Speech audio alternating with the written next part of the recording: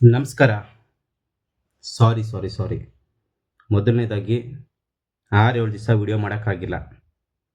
ಯಾಕೆಂದರೆ ನನ್ನದೇ ಆದಂಥ ಸ್ವಲ್ಪ ಪರ್ಸ್ನಲ್ ಪ್ರಾಬ್ಲಮ್ಗಳಿತ್ತು. ಆದ್ದರಿಂದ ಮಾಡೋಕ್ಕಾಗಿಲ್ಲ. ಓಕೆ, ಇವಾಗ ಮ್ಯಾಟ್ರಿಗೆ ಬರೋಣ. ಮ್ಯಾಟ್ರ್ ಇವಾಗ ಫಸ್ಟ್ ಒಂದು ಕಥೆಯಿಂದ ಸ್ಟಾರ್ಟ್ ಮಾಡೋಣ. ಓಕೆನಾ? ಚಿಕ್ಕ ಕತೆ, ಬಟ್ ನಿಮ್ಗೆ ಅರ್ಥ ಆಗುತ್ತೆ. ಒಂದು ಊರಲ್ಲಿ ಒಂದು ಮೇಕೆ, ಒಂದು ಕೋತಿ, ಮೇಕೆ ಕಾಯೋನೊಬ್ಬ. ಅವನು ದಿನ ಬಂದು ನೇರಳೆ ಮರದ ಹತ್ರ ಮೇಕೆನ ಕಟ್ಟಾಕ ಹೋಗೋನು. ಕೋತಿ ಬರೋದು, ನೇರಳೆಯನ್ನು ತಿನ್ನೋದು, ಮೇಕೆ ಮೂತಿ ಒರ್ಸ್ ಹೋಗೋದು. ಇವನು ಬರ್ತಾ ಇದ್ದ, ಓ ನೇರಳೆ ಹಣ್ಣನ್ನ ಮೇಕೆ ತಿಂತೈತೆ ಅಂದ್ಕೊಂಡು ಮೇಕೆಗೆ ಒಂದೆರಡು ಏಟು ಹೊಡೆಯೋನು, ತಿನ್ಬೇಡ ಅಂತ ಹೇಳೋನು, ಹೋಗೋನು. ಇದೇ ಥರ ಒಂದು 2 ದಿವಸ ಆಯಿತು. ಕೋತಿ ಬರೋದು, ತಿನ್ನೋದು, ಒರೆಸೋದು, ಹೋಗೋದು. ಇವನು ಬಂದು ಹೊಡೆಯೋದು. ಒಂದಿನ ಕೂತ್ಕೊಂಡು ಯೋಚನೆ ಮಾಡ್ದ, ಈ ಮೇಕೆ ಕಟ್ಟಾಕಿರೋದು ಬಿಚ್ಬಿಟ್ಟು ಹೋಗಿ ಹೆಂಗೆ ತಿನ್ನುತ್ತೆ ನೋಡಬೇಕು ಅಂತ ಕಾಯ್ಕೊಂಡು ಕೂತ್ಕೊಂಡ. ಕಾಯ್ಕೊಂಡು ಕೂತಿರ್ಬೇಕಾರೆ ಮತ್ತೆ ಕೋತಿ ಬಂತು, ನೇರಳೆ ತಗೊಂತು, ತಿಂತು, ಮೇಕೆ ಮೂತಿಗೆ ಒರ್ಸ್ ಹೋಯ್ತು. ಯಾಕೆ ಅಂತ ಈಗ ಹೇಳ್ತೀನಿ. ಮಂಜುಗೌಡ್ರ ನಮಸ್ಕಾರ ರೀ, ಹೆಂಗಿದ್ದೀರಾ? ಚೆನ್ನಾಗಿದ್ದೀರಾ? ನಾವು ಚೆನ್ನಾಗಿದ್ದೀವಿ. ಇಷ್ಟು ದಿವಸ ಏನು ಹೇಳ್ತಾ ಇದ್ರಿ ಮಂಜುಗೌಡ್ರ ನೀವು? ಯಾವುದೋ ಒಬ್ರನ್ನ ಕರ್ಕೊಂಬಂದ್ರು, ಅವ್ರು ಹೇಳಿ ಸ್ಟೋರಿ ಕೇಳಿ ಹೆಂಗೆ ವಿಡಿಯೋ ಮಾಡಿಬಿಟ್ರಿ ನೀವು? ಹೆಂಗೆ ವಿಡಿಯೋ ಮಾಡಿದೆ? ಹೆಂಗೆ ಅವ್ರು ಹೇಳಿದ್ದನ್ನೆಲ್ಲ ನಂಬುದ್ರಿ? ಈಗ ತಾವು ಏನು ಮಾಡ್ತಾ ಇದ್ದೀರಾ ಅಂತ ಸ್ವಲ್ಪ ಹೇಳ್ತೀರಾ ಮಂಜುಗೌಡ್ರೆ? ಪಾರ್ಟಲ್ಲಿ ವಿಡಿಯೋ ಹಾಕ್ತಿದ್ದೀರಾ ದಿನ? ಪಾರ್ಟ್ 1, ಪಾರ್ಟ್ 2, ಪಾರ್ಟ್ 3 ಅಂತ. ಯಾವ ಕಡೆಯಿಂದ?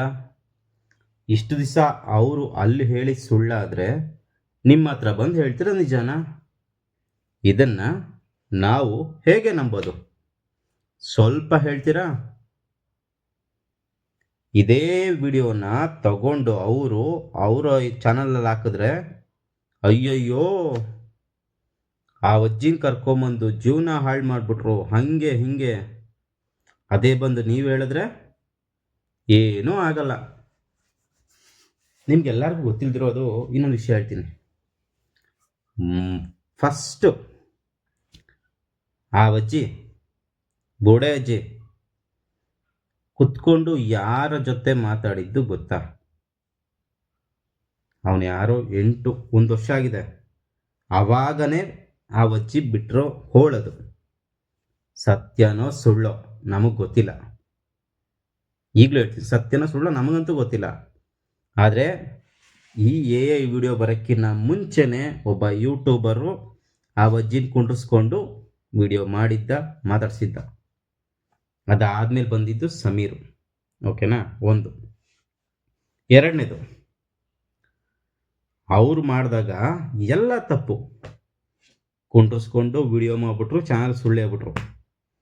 ಈಗ ಆ ಅಜ್ಜಿ ವಿಡಿಯೋನ ಕುಂಡ್ರಿಸ್ಕೊಂಡು ಕಾರಲ್ಲಿ ಅವರೇ ಹೇಳಿದ್ದಾರೆ, ನನಗೆ ಹೆದರಿಸಿ ಬೆದರಿಸಿ ಇವ್ರ ಹೆಸರೆಲ್ಲ ಹೇಳಿ ಮಾಡಿಸಿದ್ರು ಅಂತ. ಅದು ಯಾರು ಗೊತ್ತಾ? ಕಿರಿಕೀರ್ತಿ ಕೂಚುಕು ಫ್ರೆಂಡು, ಗರ್ಲ್ ಫ್ರೆಂಡು, ಅಂದರೆ ಹುಡುಗಿ ಕೀರ್ತಿ ಫ್ರೆಂಡು. ಈಗ ಬಂದು ಮಂಜುಗೌಡರು ಅದೇ ಥರ ವಿಡಿಯೋನ ಇಲ್ಲ ಹಾಕ್ತಾ ಇದ್ದಾರೆ. ಹೇಳ್ರಿ ಹೆಂಗೆ? ಈಗ ಅದೇ ವಿಡಿಯೋನ ಅವರು ಹಾಕಿದರೆ ಅದು ಸುಳ್ಳು. ಯಾಕೆ ಅಂದರೆ ಅಲ್ಲಿ ನೀವು ಹೇಳ್ತಿರೋ ದೊಡ್ಡವ್ರ ಬಗ್ಗೆ ಹೇಳಿದ್ರು, ಅದು ಸುಳ್ಳು. ಈಗ ನಿಮ್ಮ ಚಾನಲ್ ಬಂದು ನಿಜಾನೇ ಹೇಳ್ತಿದ್ದಾರೆ ಅಂತ ನಾವು ಹೆಂಗೆ ನಂಬೋಣ? ಅದಾದಮೇಲೆ ನೀವು ದುಡ್ಡು ಕೊಟ್ಟಿಲ್ಲ, ದುಡ್ಡು ಕೊಟ್ಟು ಹೇಳಿಸಿಲ್ಲ ಅಂತ ನಾವು ಹೆಂಗೆ ನಂಬೋಣ? ಅವ್ರು ದುಡ್ಡು ಕೊಟ್ಟು ಮಾಡಿಸ್ತಾ ಇದ್ದಾರೆ ಅಂದಮೇಲೆ ನೀವು ದುಡ್ಡು ಕೊಟ್ಟು ಹೇಳಿಸ್ತಾ ಇಲ್ಲ ಅಂತ ಹೆಂಗೆ ನಂಬೋದು? ನಿಜ ಅಲ್ವಾ? ಸ್ವಲ್ಪ ಯೋಚನೆ ಮಾಡಬೇಕಲ್ವಾ? ಅದಾದಮೇಲೆ ನಮ್ಮ ಕರಿಕಾಗೆ, ಇವನೊಂಥರ ವೆದರ್ ರಿಪೋರ್ಟ್ ಇದ್ದಂಗೆ. ಚಳಿಗಾಲ, ಮಳೆಗಾಲ, ಬೇಸಿಗೆಗಾಲ, ಈ ಥರ. ಇಷ್ಟು ದಿವಸ ಧರ್ಮಸ್ಥಳದ ಮ್ಯಾಟ್ರ್ ನಡೀತಾ ಇತ್ತು. ಕೂತ್ಕೊಂಡು ಪಂಕುವಾಗಿ ರೀಲ್ ಬಿಡ್ತಾ ಇದ್ದ. ಅದಾದಮೇಲೆ ಯಾವಾಗ ಅವ್ರ ಶಿಷ್ಯ ತಮ್ಮ ಅವ್ರ ಹುಡುಗ ಬಂದು ಯಾವಾಗೆಲ್ಲ ಮ್ಯಾಟ್ರ್ ಓಪನ್ ಆಯಿತು, ಅದಾದ್ಮೇಲೆ ಮೆತ್ತಿಗೆ ಸಮೀರ್ ವಿಡಿಯೋ ಮಾಡಿದಾಗ ಮಾತ್ರ ಅದಕ್ಕೆ ಆಪೋಸಿಟ್ಟು, ಇಲ್ಲ ವಿಡಿಯೋನೇ ಮಾಡಲ್ಲ. ಅದಾದಮೇಲೆ ಇವತ್ತು ಒಂದು ವಿಡಿಯೋ ಬಿಟ್ಟವನೇ, ಅದನ್ನು ನೋಡಿದೆ. ಮಠಣ್ಣ ಬಾ ಕುತ್ಕೊಳ್ಳೋಣ, ಸುಜಾತಾ ಭಟ್ನ ಕರೆಸ್ತೀನಿ, ಮುಂದೆ ಕುಂಡ್ರಿಸ್ತೀನಿ, ಡಿಬೇಟ್ ಮಾಡೋಣ. ನನಗೆ ಒಂದು ಅರ್ಥ ಆಗ್ತಿಲ್ಲ. ಇವನು 2 ಫಿಂಗರ್ ತೆರಿತದಿದ್ನಲ್ಲಪ್ಪ, 2 ಫಿಂಗರ್ ಮಾಡಿಟ್ಟಿದ್ನಲ್ಲ, 1,500 ಪೇಜ್ ಓದಿದ್ದೀನಿ. ಎಷ್ಟು ಸುಳ್ಳುಗಳು ಹೇಳಿದಾನೆ ಅಂದರೆ ಅದನ್ನ ಇವನು ಓದೇ ಇಲ್ಲ. ನಾನು ಬೇಕಿದ್ರೆ ಒಂದು ಕ್ಲಿಪ್ ಹಾಕ್ತೀನಿ ಈಗ ಇನ್ಸ್ಟಾಗ್ರಾಮಲ್ಲಿ. ನೋಡಪ್ಪ, ನಾನು ಅಷ್ಟೆಲ್ಲ ಓದಿಲ್ಲ, ಆದರೆ ಓದಿರೋದನ್ನ ಕ್ಲೀನಾಗಿ ತೋರಿಸೋನು ಒಬ್ಬ ಇದ್ದಾನೆ, ಅವ್ನು ಕ್ಲಿಪ್ ಹಾಕ್ತೀನಿ, ನೋಡ್ಕೊಬನ್ನಿ. ಸೌಜನ್ಯ ಅವರ ತಾಯಿಯವರು ನ್ಯೂಸ್ ಅಲರ್ಟ್ ಚಂದನ್ ರವರ ಜೊತೆಗೆ ತಮ್ಮ ಮಗಳಿಗೆ ಗ್ಯಾಂಗ್ ರೇಪ್ ಆಗಿದೆ ಅನ್ನುವಂತಹ ವಿಚಾರಕ್ಕೆ ಸಂಬಂಧಪಟ್ಟಂತೆ ಮಾತನಾಡಿರುವಂತಹ ವಿಡಿಯೋವನ್ನ ಒಂದ್ಸಲ ನೋಡ್ಕೊಂಬನ್ನಿ. ಇದರಲ್ಲಿ ಗ್ಯಾಂಗ್ ರೇಪ್ ಆಗಿದೆ ಅಂತವ್ರಿಗೆ ಶಿಕ್ಷೆ ಆಗ್ಬೇಕು ಅನ್ನುವಂಥದ್ದು ನಾನು ಅಷ್ಟು ವರ್ಷದಿಂದ ನ್ಯಾಯ ಕೇಳ್ತಾ ಇದ್ದೀನಿ. ಇದೇ ವಿಚಾರಕ್ಕೆ ಸಂಬಂಧಪಟ್ಟಂತೆ ಕಿರಿಕೀರ್ತಿ ಅವರು ಕೂಡ ಮಾತನಾಡಿರುವಂತಹ ವಿಡಿಯೋಗಳನ್ನ ನೋಡ್ಕೊಂಬನ್ನಿ. ಯಾವ ತಾಯಿನೂ ಹೇಳಲ್ಲ ಅನ್ನೋದೇ ನನಗೂ ಇದು ಆತಂಕ. ಯಾವ ತಾಯಿನೂ ಹೇಳಲ್ಲ, ಯಾಕೆ ಹಿಂಗ್ ಹೇಳ್ತಿದ್ದಾರೆ ಅಂತ. ಅಂದ್ರೆ ನಿಮ್ ಪ್ರಕಾರ ಇನ್ವೆಸ್ಟಿಗೇಷನ್ ಆಫೀಸರ್ ಸಿಐಡಿ ಸೌಜನ್ಯ ತಾಯಿ ಸುಳ್ಳು ಹೇಳ್ತಿದ್ದಾರೆ ಈ ಪ್ರಕರಣದಲ್ಲಿ. ಅಫ್ಕೋರ್ಸ್ ಸುಳ್ಳು ಹೇಳ್ತಾ ಇದ್ದಾರೆ. ಈ ವಿಚಾರದಲ್ಲಿ, ಈ ಪರ್ಟಿಕ್ಯುಲರ್ ವಿಚಾರದಲ್ಲಿ ಗ್ಯಾಂಗ್ ರೇಪ್ ಆಗಿಲ್ಲ. ದೇವರಾಣೆಗಳು ನನಗೆ ಹೊಟ್ಟೆಲ್ಲ ಉರಿದೋಯ್ತು.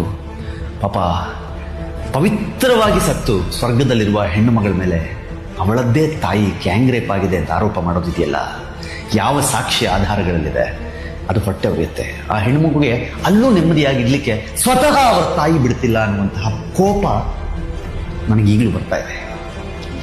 ಯಾಕೆ ಸುಳ್ಳು ಹೇಳ್ತೀರಿ? ಎಷ್ಟಂತ ಸುಳ್ಳು ಹೇಳ್ತೀರಿ?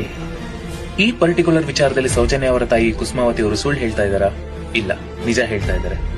ಹಾಗೆ ಯಾವ ಸಾಕ್ಷಿ ಆಧಾರದ ಮೇಲೆ ತಮ್ಮ ಮಗಳಿಗೆ ಗ್ಯಾಂಗ್ ರೇಪ್ ಆಗಿದೆ ಅಂತ ಹೇಳಿದ್ರು ಅಂತ ಕೇಳ್ತಿರುವಂತಹ ಕಿರಿಕೀರ್ತಿ ಅವರಿಗೆ, ಹಾಗೆ ವಿಡಿಯೋ ನೋಡ್ತಾ ಇರುವಂತಹ ಪ್ರತಿಯೊಬ್ಬರಿಗೂ ಕೂಡ ಕ್ಲಾರಿಟಿ ಕೊಡಬೇಕಂತ ಈ ವಿಡಿಯೋನ ಮಾಡ್ತಾ ಇದ್ದೀನಿ.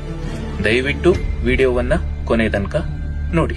ಸೌಜನ್ಯ ಅವರ ಜಡ್ಜ್ಮೆಂಟ್ ಕಾಪಿ ಪೇಜ್ ನಂಬರ್ 76 ಹಾಗೆ 77ರ ಮಧ್ಯೆ ಇರುವಂತಹ ಪಾಯಿಂಟ್ ನಂಬರ್ 124ರ ಪಾಯಿಂಟ್ಗಳನ್ನ ಓದ್ತಾ ಹೋಗ್ತೀನಿ. ದಯವಿಟ್ಟು ಸೂಕ್ಷ್ಮವಾಗಿ ಗಮನಿಸ್ತಾ ಹೋಗಿ. Point number 124. The fact that the victim undergoing penetrative sexual assault has not disputed by the defense, but it is their contention that the act of rape is done by 3 to 4 persons and it is not an act done by a single person.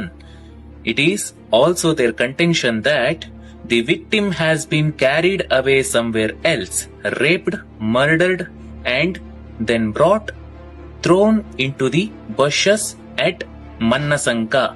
Hence, with the evidence of PW12, doctor and the evidence given by the witness who has seen the body of the victim, a conclusion can be drawn that the victim has undergone penetrative sexual assault and consequently she was strangulated to death.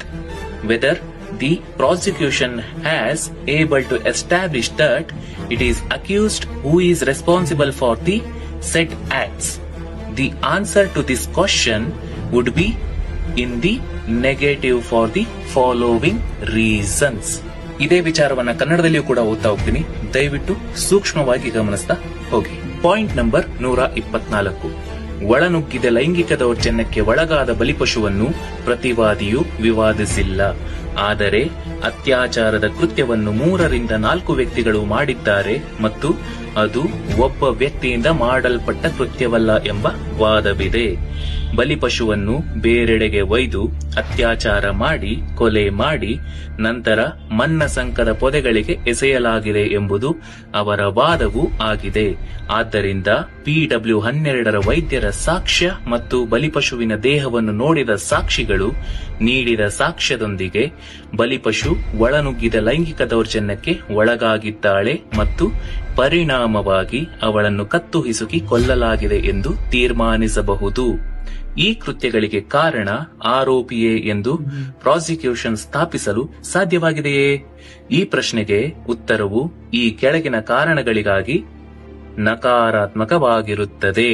ಹಾಗಾದ್ರೆ ಇಲ್ಲಿ point number 124ರಲ್ಲಿ ಒಂದು ವಾದ ಇತ್ತು. ಏನಪ್ಪಾ ಅಂದ್ರೆ, ಅತ್ಯಾಚಾರದ ಕೃತ್ಯವನ್ನ ಒಬ್ಬ ವ್ಯಕ್ತಿ ಮಾಡಲ್ಪಟ್ಟಿಲ್ಲ, ಆ ಕೃತ್ಯವನ್ನ 3 ರಿಂದ 4 ವ್ಯಕ್ತಿಗಳು ಮಾಡಿದ್ದಾರೆ ಅನ್ನುವಂತಹ ಪಾಯಿಂಟ್. ಯಾವ ಸಾಕ್ಷಿ ಆಧಾರಗಳಲ್ಲಿದೆ ಅದು ಹೊಟ್ಟೆ ಉರಿಯುತ್ತೆ. ಸೌಜನ್ಯ ಅವರ ಜಜ್ಮೆಂಟ್ ಕಾಪಿಯ ಈ ಸಾಕ್ಷಿ ಆಧಾರದ ಮೇಲೆ ಸೌಜನ್ಯ ಅವರ ತಾಯಿಯವರು ತಮ್ಮ ಮಗಳ ಮೇಲೆ ಗ್ಯಾಂಗ್ ರೇಪ್ ಆಗಿದೆ ಅನ್ನುವಂತಹ ಆರೋಪವನ್ನ ಮಾಡ್ತಾ ಇರುವುದು ಇಲ್ಲಿ ತುಂಬಾ ಸ್ಪಷ್ಟವಾಗಿ ಕಾಣಿಸ್ತಾ ಇದೆ. ಕಿರಿಕೀರ್ತಿ ಅವರಿಗೆ ಒಂದು ಪ್ರಶ್ನೆ ಏನಪ್ಪಾ ಅಂದ್ರೆ, ಸೌಜನ್ಯ ಅವರ ಜಜ್ಮೆಂಟ್ ಕಾಪಿನ ಕಂಪ್ಲೀಟ್ ಆಗಿ ಓದಿದೀನಿ ಅಂತ ಹೇಳ್ತಿರಲ್ವಾ, ಈ ಪಾಯಿಂಟ್ ನಂಬರ್ 124 ನೀವು ಗಮನಿಸ್ಲಿಲ್ವಾ ಕಿರಿಕೀರ್ತಿ ಅವರೇ? ಸೌಜನ್ಯ ಅವರ ತಾಯಿಯವರು ಹೋರಾಟದ ವಿಚಾರದಲ್ಲಿ ಅವರನ್ನ ಕಾಪಾಡಿಕೊಳ್ಳೋದಕ್ಕಾಗಿ ಸುಳ್ಳು ಹೇಳ್ತಾ ಇದ್ದಾರೆ ಅನ್ನುವಂತಹ ವಿಚಾರ ನಿಮಗೆ ಕಾಣಿಸ್ತಾ ಇದೆಯಾ ಹೊರತು ಸಾಕ್ಷಿಯಾಗಿರುವಂತಹ ಈ ಸೌಜನ್ಯ ಅವರ ಜಜ್ಮೆಂಟ್ ಕಾಪಿಯ ವಿಚಾರದ ಆಧಾರದ ಮೇಲೆ ಹೇಳ್ತಾ ಇರ್ಬೋದು ಅಂತ ನಿಮಗೆ ಒಂದ್ಸಲ ಕೂಡ ಅನಿಸ್ಲೇ ಇಲ್ವಾ ಕಿರಿಕೀರ್ತಿ ಅವರೇ? ಇನ್ನು ಇದೇ ಪಾಯಿಂಟ್ ನಂಬರ್ 124ರಲ್ಲಿ ಇರುವ ಹಾಗೆ ಈ ಎಲ್ಲಾ ಕೃತ್ಯಗಳಿಗೆ ಕಾರಣ ಆರೋಪಿಯೇ ಅಂತ ಪ್ರಾಸಿಕ್ಯೂಷನ್ ಸ್ಥಾಪಿಸಲು ಸಾಧ್ಯವಾಗಿದೆ ಅನ್ನುವಂತಹ ಪ್ರಶ್ನೆ ಬಂದಾಗ ಅದಕ್ಕೆ ಉತ್ತರಗಳು ಕೆಲವು ಕಾರಣಗಳಿಂದ ನಕಾರಾತ್ಮಕವಾಗಿರುತ್ತದೆ. ಆ ವಿಚಾರಗಳನ್ನ ಮುಂದಿನ ವಿಡಿಯೋಗಳಲ್ಲಿ ತಿಳಿಸ್ತಾ ಹೋಗ್ತೀನಿ. ಈ ಪರ್ಟಿಕ್ಯುಲರ್ ವಿಚಾರಕ್ಕೆ ಸಂಬಂಧಪಟ್ಟಂತೆ ಎಲ್ರಿಗೂ ಕೂಡ ಕ್ಲಾರಿಟಿ ಸಿಕ್ಕಿದೆ ಅಂತ ಅನ್ಕೊಂತೀನಿ. ಇಷ್ಟೊತ್ತರೂ ಕೇಳಿಸ್ಕೊಂಡಲ್ಲ, ಇದನ್ನು ನಿಮ್ಗೆ ಏನಕ್ಕೆ ಪ್ಲೇ ಮಾಡಿ ತೋರಿಸ್ತೆ ಅಂದರೆ, ಇದು ಯಾವುದಕ್ಕೂ ಆ ಕರಿಕಾಗೆ ಹತ್ರ ಆನ್ಸರ್ ಇರಲ್ಲ. ಕೇಳಿದ್ರೆ ಹೇಳ್ತಾನೆ, ಬಾ ಕುತ್ಕೋ ನನ್ನ ಚಾನಲ್ ಕುತ್ಕೊಂಡು ಡಿಬೇಟ್ ಮಾಡೋಣ ಬಾ. ಏನು ಡಿಬೇಟ್ ಮಾಡ್ತೀಯ ಗುರು ನೀನು? 1,500 ಪೇಜ್ ಓದಿರೋನು, 2 ಫಿಗರ್ಗೂ ವ್ಯತ್ಯಾಸ ಗೊತ್ತಿಲ್ದಿರೋನು, ಪಂಚೆಯಲ್ಲಿ ಸಿಕ್ಕಂಥ 5 ಹೇರ್ ಸ್ಯಾಂಪಲ್ಗಳನ್ನು, ಇದ್ರ ಬಗ್ಗೆ ಯಾವುದನ್ನೂ ನೀನು ಕೇಳಲ್ಲ, ಯಾವುದ್ರ ಬಗ್ಗೆನೂ ಮಾತಾಡಲ್ಲ. ನೀನು ಹತ್ರ ಕುತ್ಕೊಂಡು ಏನು ಡಿಬೇಟ್ ಮಾಡಬೇಕು? ಸೊ ನಿಮ್ಮ ಅನಿಸಿಕೆ ಅಭಿಪ್ರಾಯಗಳನ್ನು ಕೆಳಗಡೆ ಕಮೆಂಟ್ ಬಾಕ್ಸ್ನಲ್ಲಿ ಹಾಕಿ, ಸಿಗೋಣ ಮುಂದೆ. ಆ್ಯಂಡ್ ಕೊನೆಯದಾಗಿ ಎಲ್ಲ ಒಂದು ಹೇಳ್ತಾ ಇದ್ದೀರಾ, ಜೈ ಹನುಮಾನ್ ಜ್ಞಾನ ಗುಣ ಸಾಗರ್, ಜೈ ಕಪೀಶ್ ತಿಲೋಕ್ ಉದಾಗರ್, ರಾಮದೂತ ಅತಲಿತ ಬಲರಾಮ, ಆಂಜನಿ ಸುತ ಪವನ ಪುತ್ರನಾಮ, ಜೈ ಬಜರಂಗ್ ಬಲಿ. ಇದು ನನ್ನ ಹೀರೋ. ಎಲ್ಲ ಹೇಳ್ತಾ ಇದ್ದೀರಾ ಗೊತ್ತಾ, ಐ ಲವ್ ಮೊಹಮ್ಮದ್ ಅನ್ನೋದ್ರ ಬಗ್ಗೆ ವಿಡಿಯೋ ಮಾಡು ಅಂತ. ಎಲ್ಲರಿಗೂ ಗೊತ್ತಿರೋ ವಿಷಯ ಅದು. ಏನಂದರೆ, ನಾನು ಪಕ್ಕದ ಮನೆ ಆಂಟಿನ ಗೌರವಿಸ್ತೀನಿ, ಆದರೆ ನನ್ನ ತಾಯಿನ ಪೂಜಿಸ್ತೀನಿ. ತುಂಬ ಸಿಂಪಲ್ಲು. ಅದು ಬಂದು ಯಾರೋ ಜಾತಿಗಳ ಮಧ್ಯೆ ತಂದಿಕ್ಕಕ್ಕೋಸ್ಕರ ಮಾಡ್ಕೊತಾ ಇರೋದು. ಹಂಗಂತ ಎಲ್ಲರೂ ಹಾಗಲ್ಲ. ಆದರೆ ಅದೇ ನಿಜ ಆಗಿ, ಅದೇ ಸತ್ಯ ಆಗಿ ಏನಾದರೂ ಬಂದರೆ ನಮ್ಮ ಹೀರೋ ಜೊತೆ ನಾವಿದ್ದೇ ಇರ್ತೀವಿ. ನಾನು ದೇವರು ನಂಬಲ್ಲ, ಆದರೆ this is my hero always. ಯಾವಾಗಲೂ ಈ ಕಡೆನೇ ಇರ್ತೀನಿ. ಜೈ ಆಂಜನೇಯ.